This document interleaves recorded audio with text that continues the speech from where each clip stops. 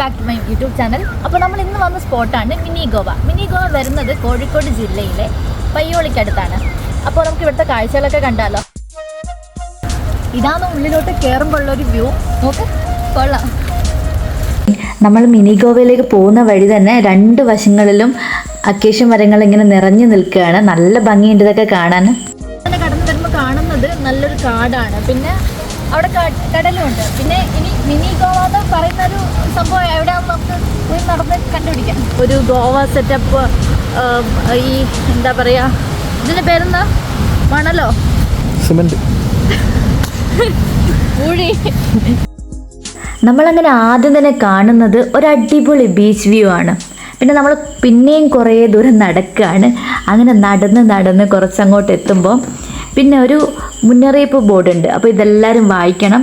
പ്രത്യേകിച്ച് ഇത് മഴക്കാലമാണ്, അപകട സാധ്യത നന്നായിട്ടുണ്ട്. അപ്പോൾ എല്ലാവരും ശ്രദ്ധിച്ചിട്ട് വേണം ഓരോരോ സ്ഥലത്ത് പോകാൻ. അങ്ങനെ കുറച്ചുകൂടെ നടന്ന് ഞാൻ പിന്നെ ഇങ്ങനെ മരത്തിൻ്റെ അവിടേക്ക് നിന്നിട്ട് ഫോട്ടോസൊക്കെ എടുക്കുന്നുണ്ട്. ഫോട്ടോസും വീഡിയോസൊക്കെ എടുക്കാൻ പറ്റിയ അടിപൊളി സ്പോട്ടാണ്. ഞാൻ പറഞ്ഞല്ലോ, ഈ അക്കേഷ്യ മരം, പിന്നെ കടൽ, അവിടേക്ക് നിന്ന്. അങ്ങനെ ഫൈനലി നമ്മൾ മിനി ഗോവയിൽ എത്തിയിരിക്കുകയാണ്.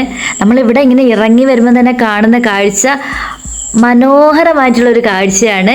കടൽ, പിന്നെ കണ്ടൽക്കാട്, അങ്ങനെ അടിപൊളിയാണ്. ഇവിടെ നല്ലൊരു വൈബ് കിട്ടുന്നുണ്ട്. ഈ ഒരു മഴക്കാലത്ത് നമുക്ക് ഫ്രണ്ട്സും ഫാമിലിയൊക്കെ ആയിട്ട് വന്നിരിക്കാൻ പറ്റിയ നല്ലൊരു സ്പോട്ടായിരിക്കും ഇത്. ഗൈസ്, നമ്മളിവിടെ വന്നിട്ട് 5 മിനിറ്റ് പോലും ആയില്ല, അതിനുള്ളിലൊരു മഴ പെയ്തിട്ടുണ്ട്. ഇനി മഴ പെയ്തിട്ടുള്ള വ്യൂ ആയിരിക്കും നമ്മൾ കാണാൻ പോകുന്നത്. ഞാനിപ്പോൾ എടുത്തു നോക്കിയത് വെറും ചിപ്പി മാത്രമാണ്. പക്ഷേ ഇവിടെ വെള്ളം കയറുമ്പോൾ കോരിക്കാന്ന് പറഞ്ഞൊരു സാധനം ഉണ്ടോ. ഇവിടെ അടുത്തുള്ളവരൊക്കെ അതൊക്കെ ഭക്ഷണമാക്കും. ഭയങ്കര നല്ല ടേസ്റ്റുള്ള സാധനമാണ്. അപ്പം നമ്മൾ അതൊന്നും കണ്ടില്ല. ഇവിടെ കുറേ ചിപ്പിയുടെ തോട് മാത്രമുണ്ട്. അതൊക്കെ എടുത്ത് ഞാൻ നോക്കുവാണ്. മഴക്കാലം ആയതുകൊണ്ടാണ് ഇവിടെ വെള്ളം കയറി കിടക്കുന്നത്. അല്ലെങ്കിൽ ഈ മണൽപ്പരപ്പ് അങ്ങ് ദൂരെ വരെ ഉണ്ടാവും. നമുക്ക് കുറേ ദൂരം ഇതിലൂടെ നടക്കുകയൊക്കെ ചെയ്യാം. അപ്പോൾ കുറച്ച് ദിവസം ഒന്ന് മഴ മാറി നിന്നാൽ നമുക്ക് അങ്ങനത്തെ ആ മണൽപ്പരപ്പ് ഒന്നുകൂടെ കാണാം. പിന്നെ ഇവിടെ ഈ കുറച്ച് കരഭാഗത്ത് മാത്രമാണ് ഇങ്ങനെ കാണാനുള്ളൂ. നല്ല മഴയുണ്ട്. നമ്മൾ മഴ മലയുടെ മുകളിൽ നിന്ന് നനഞ്ഞിട്ടുണ്ട്, പല സ്ഥലത്തും നനഞ്ഞിട്ടുണ്ട്. ഇത് കടല്, കായലൊക്കെ ചേർന്നിട്ടുള്ള സ്ഥലമാണ്. കടലിനൊക്കെ നമ്മൾ ആദ്യമായിട്ടാണ് മഴ നനയുന്നത്.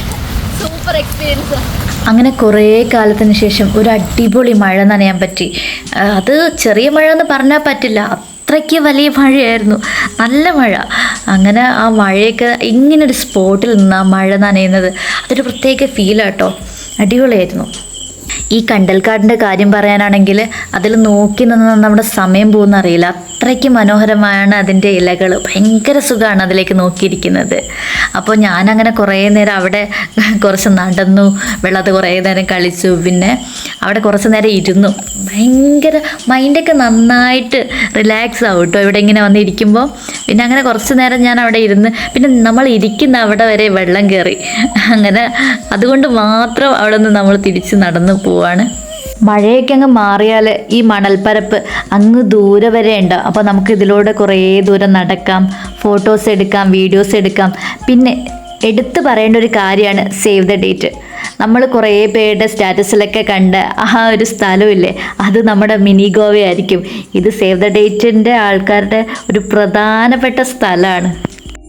എനിക്കിനി ഇങ്ങോട്ട് വരാൻ പോകുന്നവരോട് പറയാനുള്ള കാര്യം എന്താണെന്ന് വെച്ചാൽ, ഇവിടെ ഒരു മഴയൊക്കെ മാറിയിട്ട് വരുന്നതായിരിക്കും കുറച്ചുകൂടെ നല്ലത്. കാരണം എന്താണെന്ന് വെച്ചാൽ ഇപ്പോൾ ഫുള്ള് വെള്ളമല്ലേ. ഈ വെള്ളം മാറുമ്പോഴാണ് ഇതിൻ്റെ ഒരു അസാധ്യമായിട്ടുള്ളൊരു ബ്യൂട്ടി നമുക്ക് കാണാൻ പറ്റുക. എന്നാൽ ഇപ്പോഴും അടിപൊളിയാണ് കേട്ടോ കാണാൻ. ഇന്നത്തെ വീഡിയോ എല്ലാവർക്കും ഇഷ്ടപ്പെട്ടെന്ന് വിചാരിക്കുന്നു. അപ്പോൾ ഇതുപോലത്തെ നല്ല വീഡിയോസായിട്ട് ഞാൻ ഇനിയും വരാം. Thank you for watching my video.